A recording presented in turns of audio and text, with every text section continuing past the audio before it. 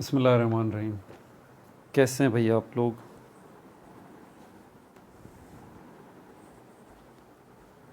रटना नहीं है, समझना है। Syntax book board, second year chemistry, chapter number 2, chemistry of outer transition elements का पार्ट 2 जो है हम करने जा रहे हैं। पार्ट 2, जिन्होंने पार्ट 1 पूरा देखा है उनको मुबारक हो कि उनको जो कुछ सीखने को मिला होगा वो इससे पहले शायद उन्होंने ना सुना हो।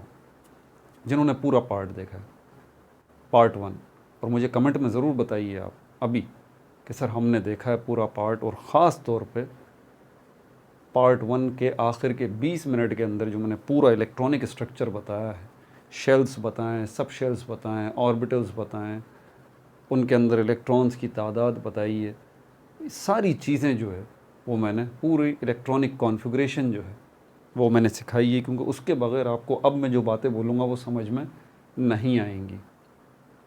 ठीक है, तो अभी तक अगर आपने नहीं देखा पिछला पार्ट तो लाजमी देख लें। इसी स्क्रीन के नीचे आपको लोगो नज़र आ रहा है, रटना नहीं समझना, उस पर क्लिक करें, स्क्रीन आ जाएगी।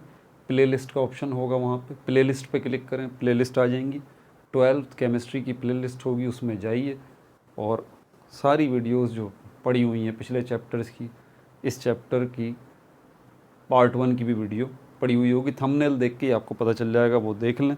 पूरे 1 घंटे की वीडियो 1 घंटे 4 मिनट की पूरी नहीं देखना चाहते, लेकिन आखिर के जो 20 मिनट के अंदर मैंने इलेक्ट्रॉनिक स्ट्रक्चर समझा है उसको ज़रा आप समझ लीजिए, ठीक है, वरना आपके लिए प्रॉब्लम हो जाएगी अभी मैं जो बात कह रहूँगा इनको समझने में।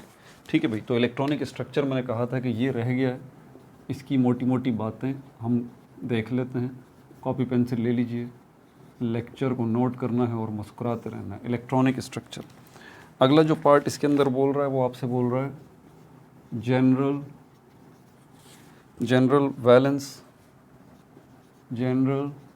Valence shell electronic configuration.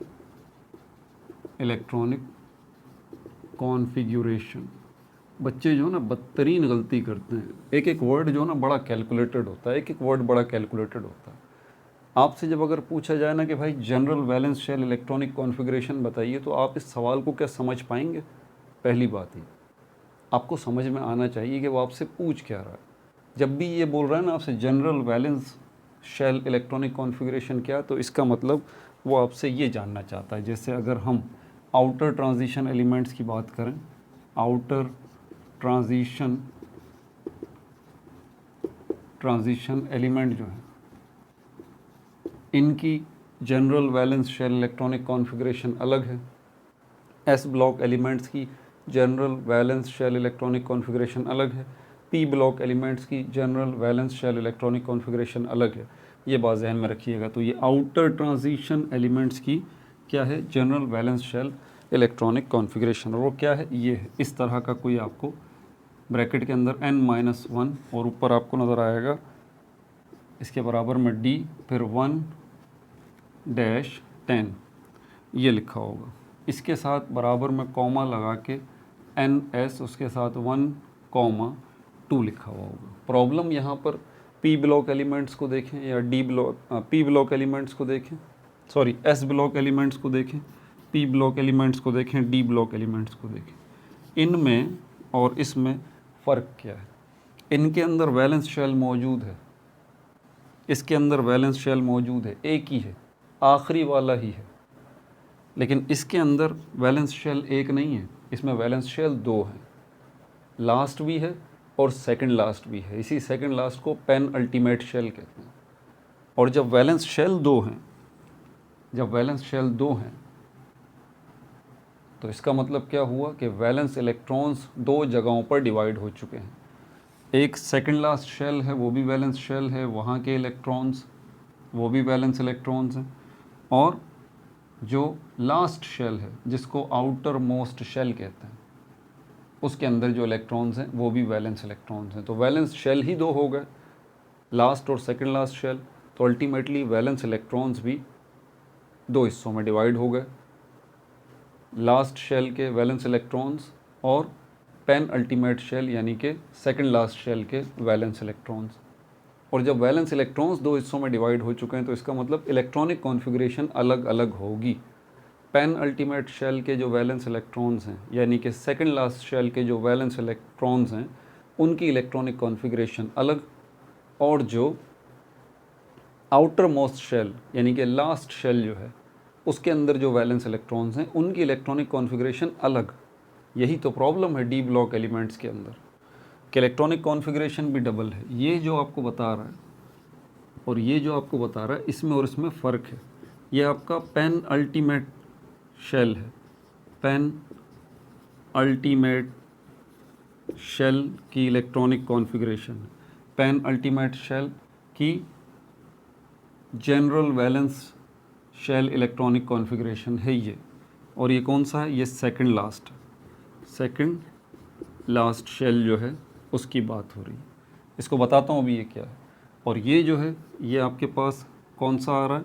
ये general valence shell electronic configuration है किसकी? लास्ट शेल की। और इसी लास्ट शेल को हम क्या कहते हैं? Outermost shell.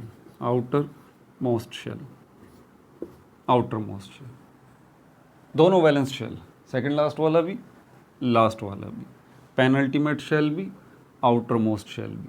ठीक है, इसके अंदर भी वैलेंस इलेक्ट्रॉन्स है, इसके अंदर भी वैलेंस इलेक्ट्रॉन्स है। इलेक्ट्रॉनिक कॉन्फ़िगरेशन इसकी भी होगी, इसकी भी होगी। ठीक है, ये रही जो n-1 है डी और 1 से लेकर 10 तक। इसका क्या मतलब है?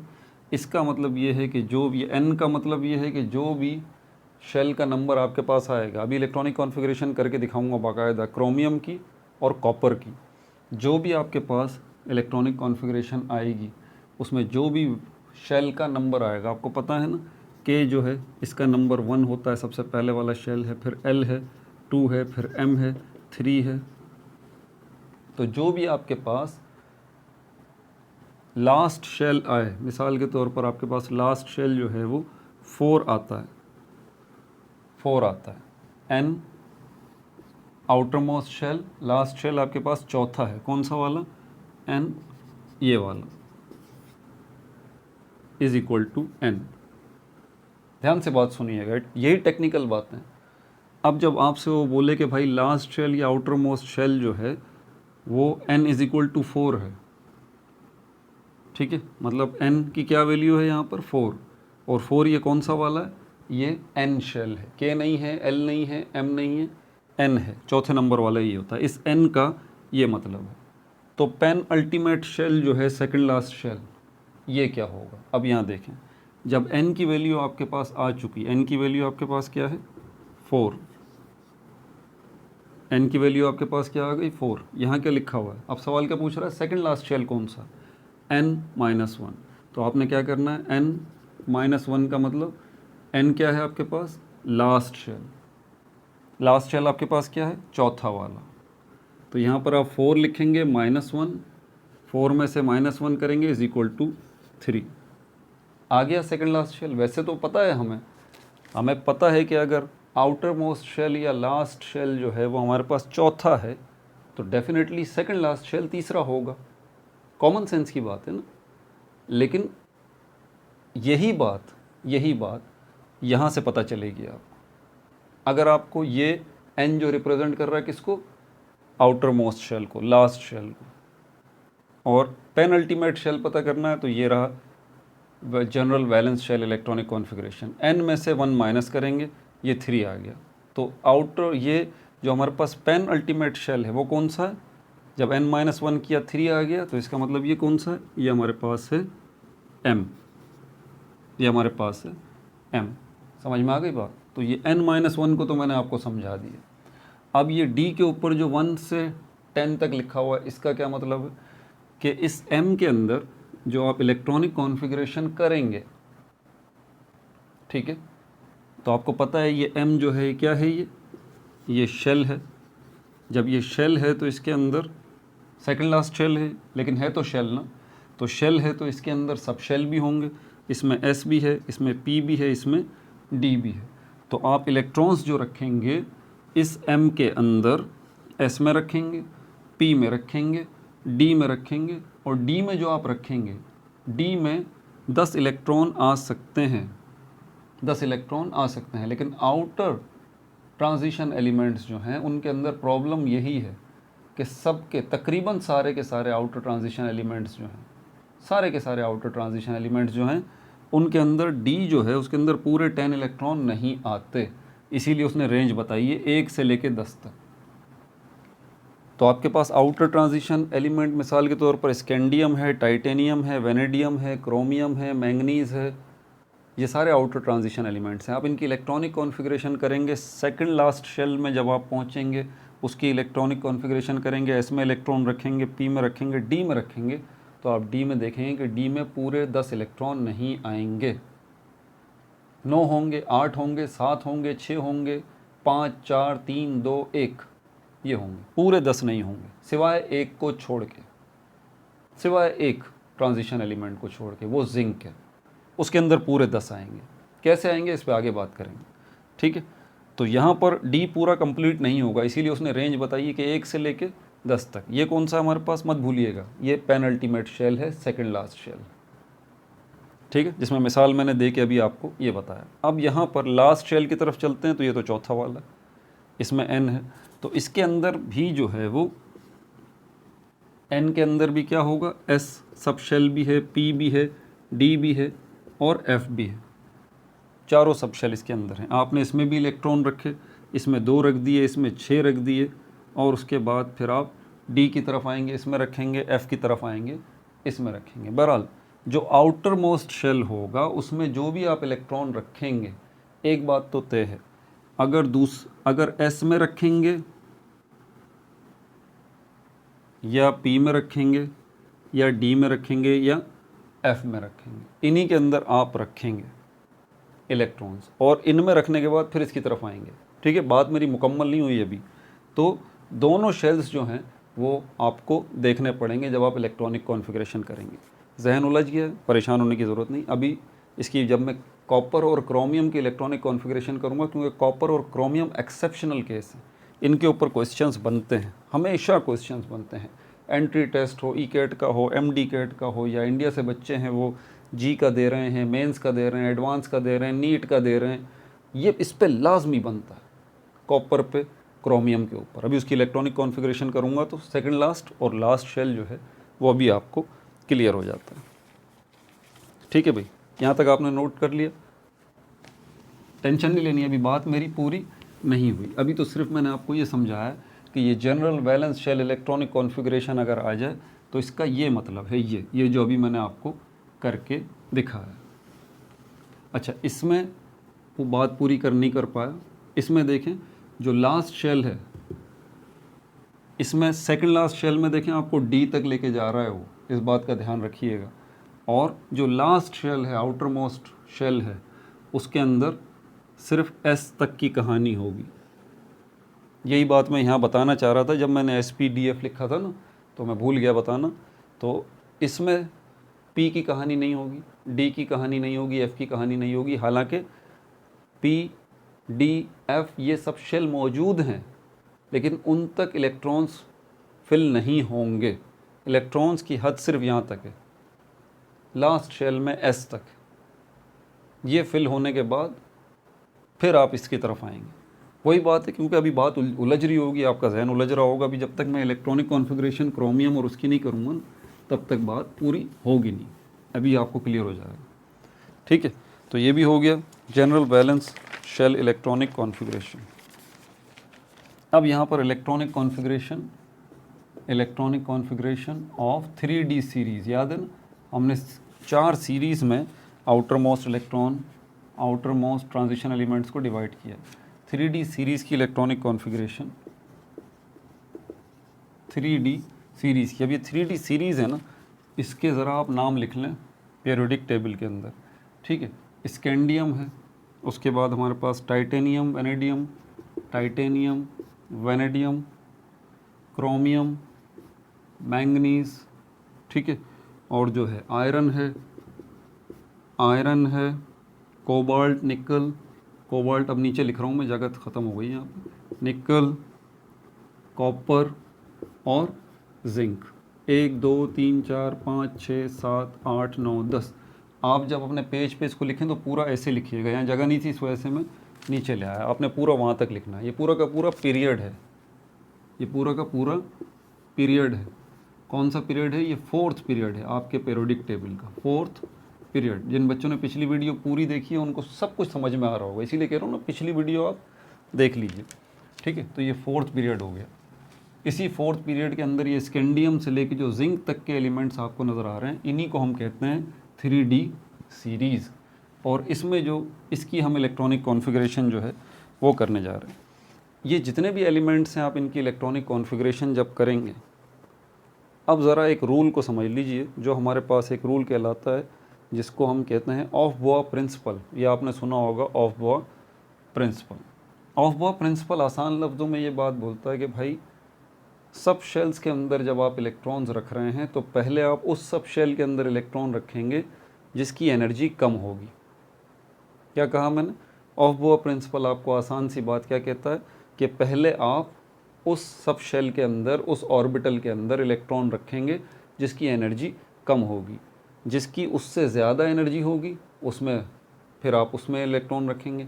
उससे ज़्यादा जिस ऑर्बिटल की सब शेल की एनर्जी होगी फिर उसमें इलेक्ट्रॉन रखेंगे।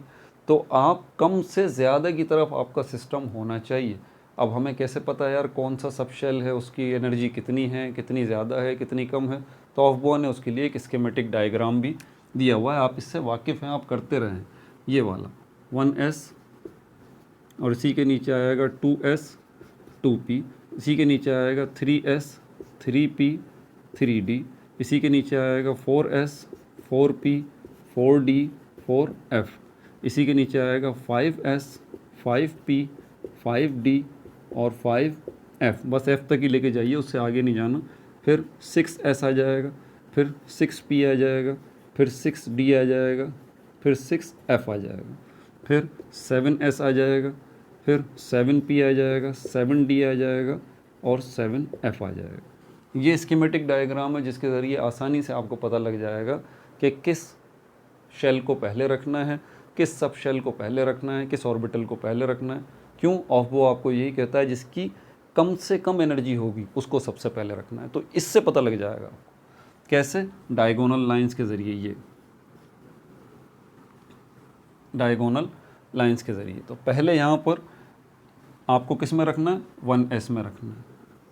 अब देखें डायगोनल लाइंस को फॉलो करते रहें। फिर आपने किस में रखना है? 2s के अंदर इलेक्ट्रॉन्स को रखना है। ऐसे ही रखते हैं ना। फिर ये तीसरी डायगोनल लाइन आपको बता रही है, सबसे पहले आप 1s में रखेंगे, फिर 2s में रखेंगे, फिर 2p में रखेंगे, फिर 3s में रखेंगे। फिर डायगोनल लाइन आपको बता रही है 3p में रखेंगे, फिर 4s में इलेक्ट्रॉन रखेंगे। फिर डायगोनल लाइन आपको ये बता रही है 4s में रखने के बाद फिर आप कहाँ जाएंगे? 3d में रखेंगे, 4p में रखेंगे, 5s में रखेंगे। अब यहाँ पर जो आ गए हैं आप यहाँ पर देखें, 4s जो है इस डायगोनल लाइन के मुताबिक उसमें आप पहले रखेंगे, 3d में बाद में रखेंगे। यही है उलझा हुआ गेम। हालांकि देखें इलेक्ट्रॉन्स को अगर आपने फिल करना है तो कॉमन सेंस यही कहता है कि सबसे पहले आपको ढेर सारे इलेक्ट्रॉन दे दिए जाएं। एक एटम के अंदर इलेक्ट्रॉन्स अगर रखने हैं तो आप क्या करेंगे? सबसे पहले शेल की तरफ जाएंगे जिसको हम K कहते हैं, ठीक है ना। उसमें जो S है उसमें आप जाएंगे, ये पहला वाला शेल हो गया। फिर दूसरा वाला शेल जो है L, इसके अंदर S है, फिर P है। फिर तीसरा वाला जो शेल है M, इसके अंदर आप S में जाएंगे, P में जाएंगे, D में जाएंगे। फिर चौथा वाला जो शेल है N, उसके अंदर आप S में जाएंगे, P में जाएंगे, D में जाएंगे, F में जाएंगे। यही तरतीब होगी ना जब आपको ढेर सारे इलेक्ट्रॉन्स दे दिए जाएँ और बोला जाए इनकी इलेक्ट्रॉनिक कॉन्फ़िगरेशन करें। तो पहले शेल की तरफ आएंगे, S में 2 इलेक्ट्रॉन रख देंगे आप। फिर दूसरे शेल की तरफ आएंगे, S में 2 इलेक्ट्रॉन फिर रखेंगे, फिर यहाँ 6 इलेक्ट्रॉन रखेंगे। फिर तीसरे शेल की तरफ आएंगे, फिर 2 इलेक्ट्रॉन रखेंगे, फिर 6 इलेक्ट्रॉन रखेंगे, फिर 10 इलेक्ट्रॉन रखेंगे। फिर चौथे शेल की तरफ आएंगे, फिर 2 इलेक्ट्रॉन रखेंगे, फिर 6 इलेक्ट्रॉन रखेंगे, फिर 10 इलेक्ट्रॉन रखेंगे, फिर 14 इलेक्ट्रॉन रखेंगे। ये तरतीब है, लेकिन इस तरतीब के मुताबिक ऑफ बोआ प्रिंसिपल फॉलो नहीं होता। यही प्रॉब्लम है। एक हद तक तो चलता है, उसके बाद नहीं होता। ऑफ बोआ वही बात करता है, इसको भूलिएगा नहीं, कि आपने उस सब शेल में पहले इलेक्ट्रॉन रखना है जिसकी एनर्जी कम है, जिसकी ज़्यादा है उसको बाद में रखना है, जिसकी एनर्जी कम है सब शेल की उसको पहले रखना है। तो अब ये तरतीब और ये तरतीब आपको एक जैसी नज़र आ रही होगी, नहीं ऐसी बात नहीं है, इसमें और इसमें फ़र्क है। यहाँ तक तो मैच करता है। यहाँ बोल रहा है पहले 1s में रखें, तो इसमें हमने 1s में रख दिए 2 इलेक्ट्रॉन, बिल्कुल सही है। फिर ये कहता है 2s में रखें, तो हमने देखें दूसरे शेल में 2s में 2 इलेक्ट्रॉन रख दिए। फिर कह रहा है 2p के अंदर 6 इलेक्ट्रॉन रखें, 2p के अंदर 6 इलेक्ट्रॉन रख दिए। फिर कह रहा है 3s के अंदर 2 इलेक्ट्रॉन रखें, हम तीसरे शेल की तरफ आ गए, 3s के अंदर हमने 2 इलेक्ट्रॉन जो है वो रख दिए। फिर कह रहा है 3p में 6 इलेक्ट्रॉन रखें, तो ये 3p आ गया, 3p के अंदर 6 इलेक्ट्रॉन रख दिए। फिर कह रहा है 4s में 2 इलेक्ट्रॉन रखिए। अब यहाँ क्या है 4d, आप देख रहे हैं हमारी तरतीब के मुताबिक m जो है तीसरा शेल है, इसके अंदर अभी d पड़ा हुआ है 4d, इसमें 10 इलेक्ट्रॉन्स की गुंजाइश है, हम इसमें रख सकते हैं। लेकिन ऑफ बॉ प्रिंसिपल क्या बोलता है कि 3p के बाद आप कहाँ आएंगे, 4s की तरफ आएंगे। 4s कहाँ पर है, ये रहा 4s, इसको नेगलेक्ट कर देंगे, इसकी तरफ आएंगे। ये कहता है ऑफ बॉ प्रिंसिपल। क्यों इसकी तरफ क्यों आ रहे हैं, इसकी तरफ क्यों नहीं जा रहे हैं? हालांकि तरतीब तो ये बन रही है, तरतीब तो बन रही है भाई, लेकिन वो लोवेस्ट एनर्जी लेवल वाला जो मसला है ना, वो हल नहीं हो रहा। ये बता रही है हमें इसके मुताबिक 4s की एनर्जी कम है, इसलिए इसमें पहले रखेंगे, और 3d की एनर्जी ज़्यादा है, इसलिए 3d में बाद में रखेंगे। हालांकि शेल के नंबर आप देखें तो ये चौथे नंबर का s है और ये तीसरे नंबर का d है, तो पहले तीसरे वाले d को मुकम्मल करना चाहिए, फिर हमें चौथे वाले s की तरफ आना चाहिए, ऐसा ही है। लेकिन नहीं, यहाँ पर लोवेस्ट एनर्जी जो ऑफ बॉ बताता है इस स्कीमेटिक डायग्राम के मुताबिक 4s जो है इसकी एनर्जी कम है, तो आप इसमें पहले रखेंगे।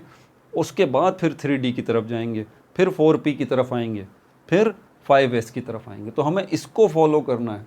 ये जो हमने एक तरतीब अपनी बना रखी है ना 1 2 3 4, इस तरतीब, ये तरतीब जो है हमारी एक हद तक फ़ायदेमंद है। उसके बाद आगे ये लोवेस्ट एनर्जी वाला मैटर सॉल्व नहीं करती। लोवेस्ट एनर्जी वाला मैटर ये ऑफ बॉ ने जो हमें स्कीमेटिक डायग्राम बना के दिया है इसी के मुताबिक हल होती है। और यही चीज़ अभी आप यहाँ पर देखेंगे भी, इसी में से सवालात बनते हैं, इसी में से सवालात बनते हैं। आप एंट्री टेस्ट आगे देने के लिए जा रहे हैं, खेल तमाशा नहीं है भाई। ज़रा ध्यान से इन चीज़ों को सुने, नहीं समझ में आई वीडियो बैक करके दोबारा मेरी बात सुने। तो यहाँ पर अभी electronic configuration of 3D series की अगर हम बात करें तो इसके अंदर क्या बोल रहा है कि 4s orbital is filled prior मतलब पहले, तो 4s ऑर्बिटल को कहाँ पहले फिल करेंगे आप। ये देखें हमारा ये स्कीमेटिक डायग्राम भी ये बता रहा है कि 4s को पहले रखना है, ठीक है। prior to 3d ऑर्बिटल,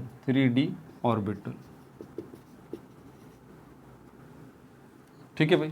तो ये पॉइंट भी आप नोट कर लीजिए। Electronic configuration of 3D series के अंदर 4s को पहले रखेंगे, ठीक है, टू 3D, और 3D को बाद में रखेंगे। अभी और आपकी पिक्चर क्लियर हो जाएगी। मैंने कहा ना जब मैं इलेक्ट्रॉनिक कॉन्फ़िगरेशन इसकी करूँगा, किसकी, क्रोमियम की और कॉपर की।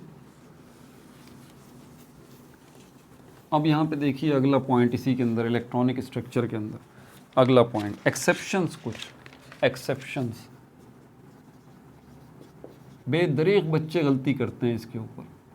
एंट्री टेस्ट के अंदर बैठते हैं, एग्ज़ाम में बैठते हैं, बच्चे बेदरीग गलती करते हैं, ध्यान से सुनना।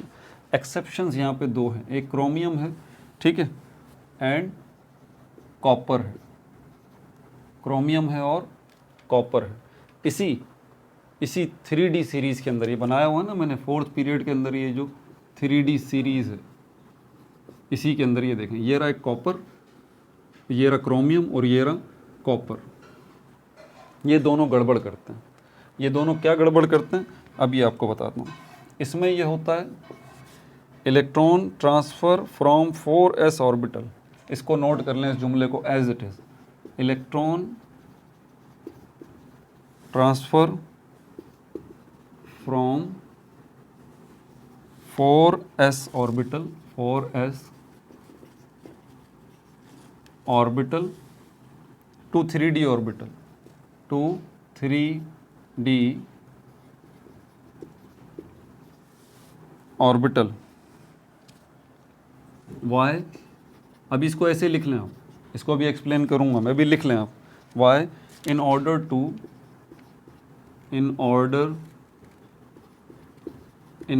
To achieve more stable arrangement, in order to achieve more stable arrangement,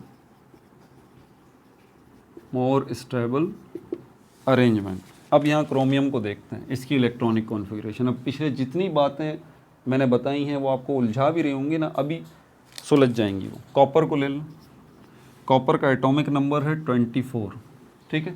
अब मैं इसकी इलेक्ट्रॉनिक कॉन्फ़िगरेशन आपसे करने को बोलता हूँ, जो कि सबको आती है, आपको आती है। क्या करेंगे आप? सबसे पहले 1s2, 2s2, 2p6, 3s2, 3p6, 3d10। पहले इलेक्ट्रॉन्स चेक कर लें, 24 हैं, तो 24 इलेक्ट्रॉन में पहले 2 इलेक्ट्रॉन आ गए। ये कौन सा वाला हमारा?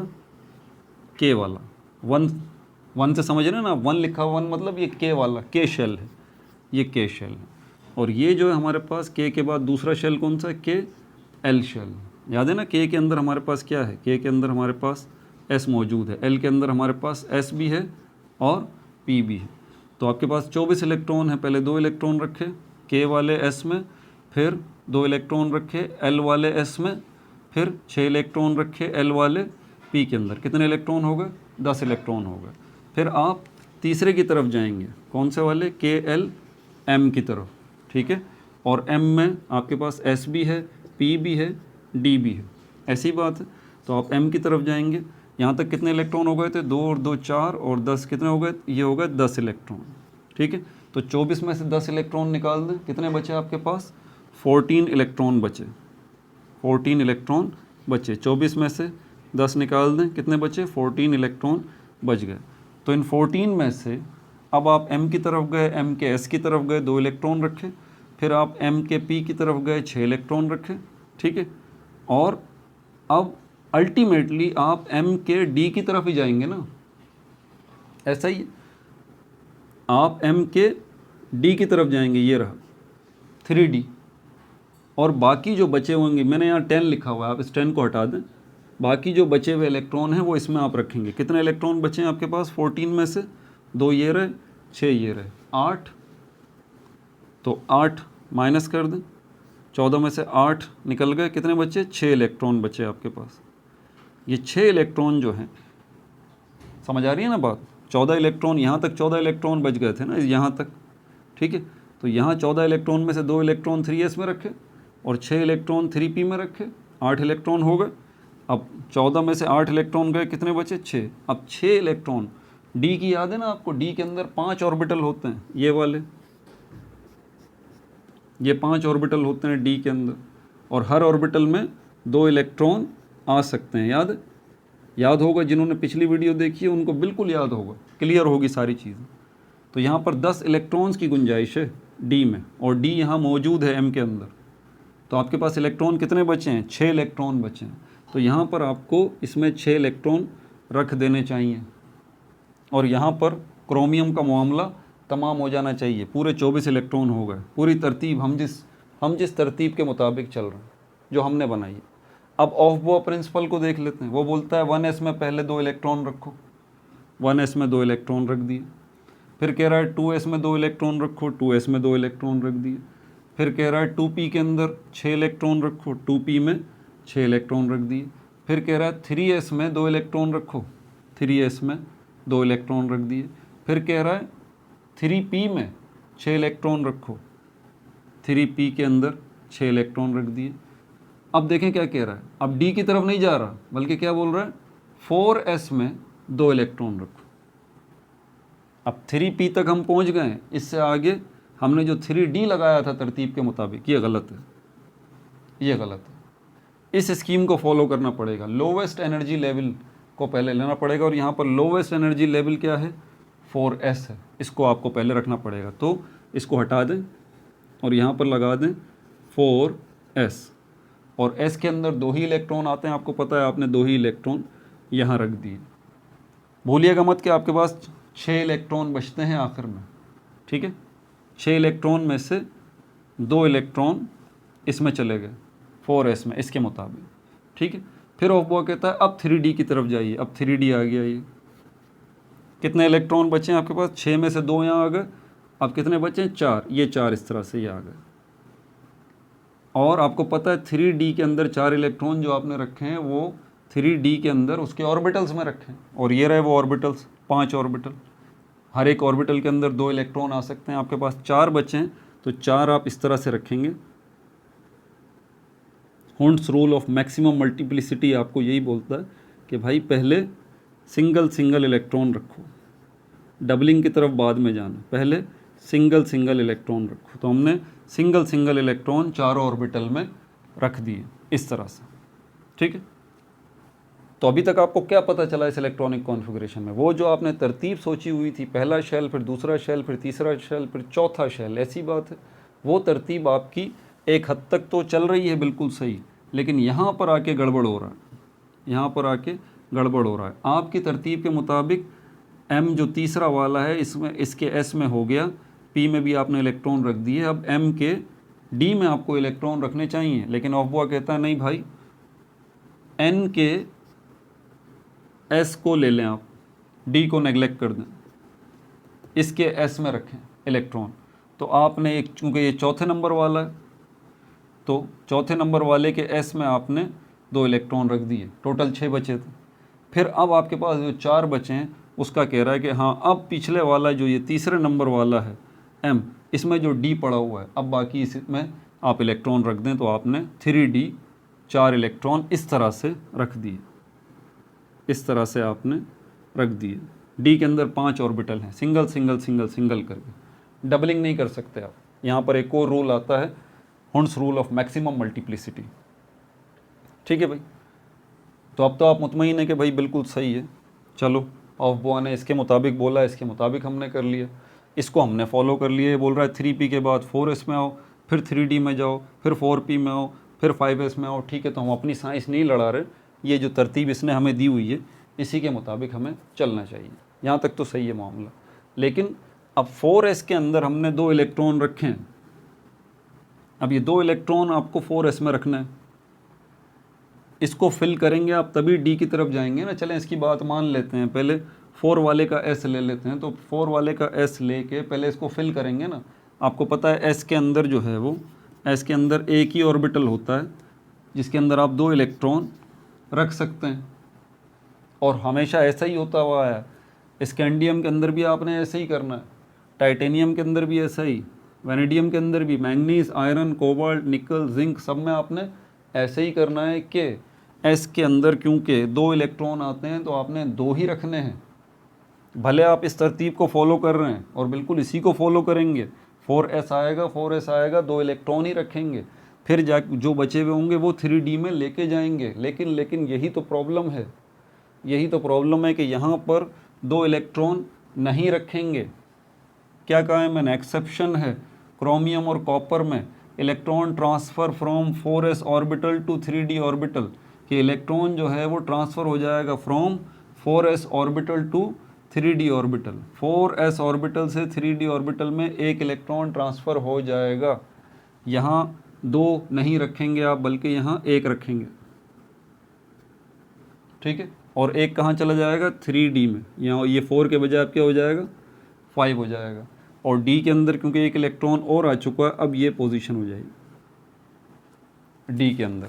अब देखें d के अंदर 4 इलेक्ट्रॉन पहले थे, ये 5वां जो इलेक्ट्रॉन ये कहाँ से आया? ये d में से आया, ये s में से आया। s के अंदर जो 2 इलेक्ट्रॉन आते हैं, 2 इलेक्ट्रॉन आपने रखे भी, लेकिन क्योंकि ये एक्सेप्शनल केस है क्रोमियम का, इसलिए यहाँ से एक इलेक्ट्रॉन निकल के यहाँ आ जाएगा। यानी कि इसको फॉलो करने के बावजूद भी आपको ये कुछ एक्सेप्शंस को जहन में रखना पड़ेगा कि इसको लेके नहीं चलते, ये इसको लेके नहीं चलते। ये कौन? ये 2, क्रोमियम और कॉपर। अब आप कॉपर को भी देख लें, कॉपर की इलेक्ट्रॉनिक कॉन्फ़िगरेशन, यही तो मैंने लिखा है यहाँ पर देखें, एक्सेप्शंस में क्रोमियम और copper, electron transfer from 4s orbital to 3d orbital, why, इस वाई का जवाब भी आपको पता होना चाहिए, नोट कर लें। मैंने कहा ना इसमें से क्वेश्चन बनते हैं, यही वो क्वेश्चन है जो बच्चों की पोजीशन या तो गिरा देते हैं या उठा देते हैं। यकीन करें आप कहते हैं ना वो MD कैट टेस्ट उसने यार क्वालिफाई कर लिया, उसने तो 200 में से 190 नंबर ले लिए, जी के अंदर जी क्वालिफाई हो गया, मेंस क्वालिफाई हो गया, यार कमाल हो गया। कैसे हो गया भाई? उन्होंने, उन बच्चों ने इन सारी चीज़ों को इग्नोर नहीं किया, उन्होंने इग्नोर नहीं किया, उन्होंने लिखा, इसको सीखा, इसके ऊपर मेहनत की, क्योंकि मुकाबला है ना, ये पास सिर्फ थोड़ी ना करना है आपने, यहाँ मुकाबला है। ठीक है, तो इस वाई का भी आपको जवाब में होना चाहिए कि भाई ऐसा क्यों हो रहा है ये, जबकि दूसरी जगहों पे ऐसा नहीं हो रहा। तो इसका जवाब ये why, in order to achieve more stable arrangement. Chromium और कॉपर में ऐसा इसलिए होता है क्योंकि यहाँ पर आपके पास स्टेबल जो है वो अरेंजमेंट आती है, ये वजह है। स्टेबिलिटी जो क्रोमियम और कॉपर में को मिलती है ना, वो इसी सिचुएशन में मिलती है, इसके बगैर वो स्टेबल नहीं होता, ये है प्रॉब्लम। अब इसके पीछे वजूहात क्या हैं, इसके ऊपर साइंटिस्ट अभी तक वर्क कर रहे हैं, अभी तक इसकी कोई क्लियर पिक्चर सामने नहीं आई, इसीलिए क्रोमियम और कॉपर को एक्सेप्शन रखा है। अब ये एक्सेप्शन अगर आपको समझना है, कॉपर को भी देख लेते हैं, उसकी इलेक्ट्रॉनिक कॉन्फ़िगरेशन, और मैं आपको यहाँ पर एक और ले लेता हूँ, टाइटेनियम को ले लेते हैं। टाइटेनियम देखें, क्रोमियम या कॉपर का केस नहीं है, ये रहा टाइटेनियम, और टाइटेनियम का एटॉमिक नंबर 22 है, 22। इसकी इलेक्ट्रॉनिक कॉन्फ़िगरेशन आपको करके दिखाता हूँ, बिल्कुल मज़े से होगी, इसके मुताबिक होगी। आप देखें, कोई आपको S में से इलेक्ट्रॉन निकाल के D में नहीं डालना पड़ेगा, एक आपको ऐसा कुछ भी नहीं करना पड़ेगा। टाइटेनियम को देख लें, टाइटेनियम ऑफ वो प्रिंसिपल कहता है 1s में 2 इलेक्ट्रॉन रख दें, रख दिए भाई, इलेक्ट्रॉन काउंट करते रहिएगा, ठीक है। उसके बाद 2s में 2 इलेक्ट्रॉन रख दें, रख दिए। फिर कह रहा है 2p में 6 इलेक्ट्रॉन रख दें, रख दिए। फिर कह रहा है 3s में 2 इलेक्ट्रॉन रख दें, रख दिए। फिर कह रहा है 3p के अंदर 6 इलेक्ट्रॉन रख दें, रख दिए। फिर कह रहा है 4s में 2 इलेक्ट्रॉन रख दें, रख दिए। फिर कह रहा है 3d में जो बाकी बच जाएं वो रख दिए। अब कितने बाकी बचे हैं वो तो हम देखते हैं आप। अब यहाँ 22 हैं, देख लें, ये पहला वाला शेल आ गया k = 1, जिसके अंदर सिर्फ एक ही सब शेल है s, 2 इलेक्ट्रॉन यहाँ रख दिए। तो इसकी काउंटिंग भी करते रहें, -2 20 बच गए आपके पास। फिर आप ये दूसरे शेल की तरफ गए, ये क्या है हमारे पास, k ये हमारे पास l है, l का दूसरा नंबर है, इसमें s भी है और इसमें p भी मौजूद है, ठीक है। l में ये रहा s और इसका ये रहा p, 2 l को रिप्रेजेंट कर रहा है। तो यहाँ पर 2 इसके अंदर आ गए इलेक्ट्रॉन, 6 इसके अंदर आ गए, तो 20 में से ये 8 इलेक्ट्रॉन आप निकाल दें, कितने बचे आपके पास, 12। ये यहाँ मैं ले आता हूँ, 12 इलेक्ट्रॉन आपके पास बच गए। उसके बाद फिर आप 12 इलेक्ट्रॉन में से ये जो अब आगे कहानी तीसरे की शुरू होती है, 3 वाला, आपको याद है ना 3 किसका है, 3m का है, 3m का है, और m के अंदर s भी है, p भी है और d भी है। उसके बाद n आ जाएगा, n चौथा वाला है, इसके अंदर s भी है, p भी है, d भी है और f भी मौजूद है, ठीक है।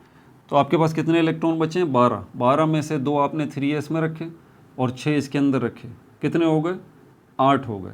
8 के बाद आपने 2 जो है वो 4s में रखे, कितने हो गए, 10, और 10 के बाद कितने इलेक्ट्रॉन आपके पास बच गए, 2 इलेक्ट्रॉन जो है आपके पास बच जाते हैं, 2 इलेक्ट्रॉन जो है आपके पास बच जाते हैं। 2 इलेक्ट्रॉन डेफिनेटली आप 3d में ले आएंगे, ये आ गए 2 इलेक्ट्रॉन, ठीक है भाई। ऑफ वो प्रिंसिपल को भी फॉलो कर लिया, 3p के बाद 4s बिल्कुल आ गया, और उसके बाद 3d बिल्कुल आ गया। लेकिन आपने फ़र्क नोट किया, क्रोमियम में अभी हमने क्या किया था, 3s में से एक इलेक्ट्रॉन, 4s में से एक इलेक्ट्रॉन निकाल के 3d में डाला था। यहाँ ऐसा कुछ नहीं हो रहा, यहाँ ऐसा कुछ नहीं हो रहा, कुछ भी नहीं हो रहा यहाँ ऐसा। और स्कैंडियम में भी ऐसा कुछ नहीं होगा, टाइटेनियम में भी कुछ नहीं होगा, वेनेडियम में भी कुछ नहीं होगा, मैंगनीज में भी कुछ नहीं होगा, आयरन में, कोबाल्ट में, निकल में, जिंक में ऐसा कुछ भी नहीं होगा। ऐसा सिर्फ होगा तो क्रोमियम में और कॉपर में, कि इनका 4s में के 2 इलेक्ट्रॉन में से एक इलेक्ट्रॉन निकल के 3d के पास चला जाएगा, जिसमें से क्रोमियम को मैंने अभी आपको दिखा दिया। ठीक है, अब आप देख लें इससे आगे। अब कॉपर को भी देख लें आप। कॉपर, इसका एटॉमिक नंबर क्या है हमारे पास? कॉपर का एटॉमिक नंबर है 29। इसकी ज़रा इलेक्ट्रॉनिक कॉन्फ़िगरेशन कर लें तो यहाँ पर 1s2 2s2 2p6 3s2 3p6 और उसके बाद 3p के बाद 4s2 और उसके बाद 3d।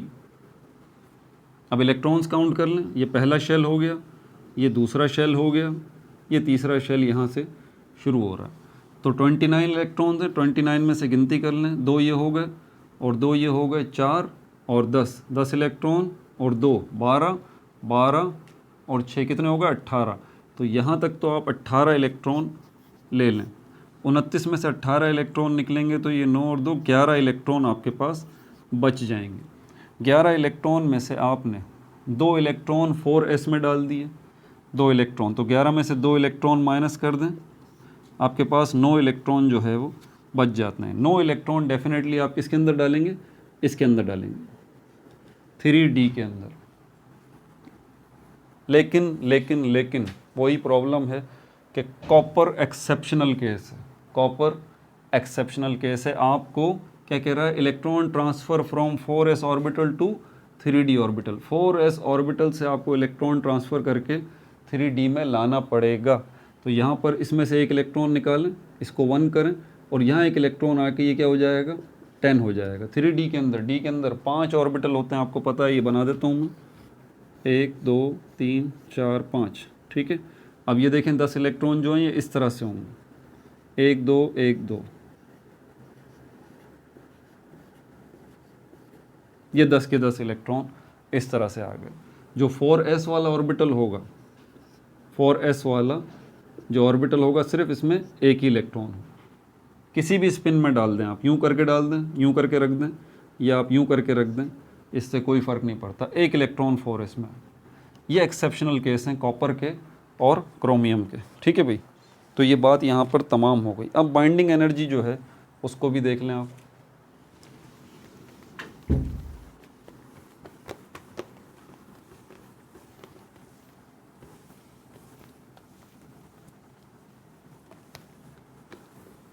बाइंडिंग एनर्जी, बल्कि बाइंडिंग एनर्जी ऐसा करें तीसरे पार्ट में देख लें आप, क्योंकि अभी इतना दिमाग तो आपका होगा नहीं कि अब मज़ीद कोई बात मेरी समझ में आए।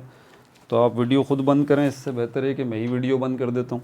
ठीक है, तो पार्ट 3 के अंदर इंशाल्लाह फिर हम इसका अगला जो है इलेक्ट्रॉनिक स्ट्रक्चर हो चुका, binding energy, variable oxidation state. बहरहाल जो मुश्किल चीज़ थी, जो मुश्किल मरहला था, वो आपने कवर कर लिया। ठीक है भाई, अपना बहुत ज़्यादा ख्याल रखिएगा। No like no subscribe, only share.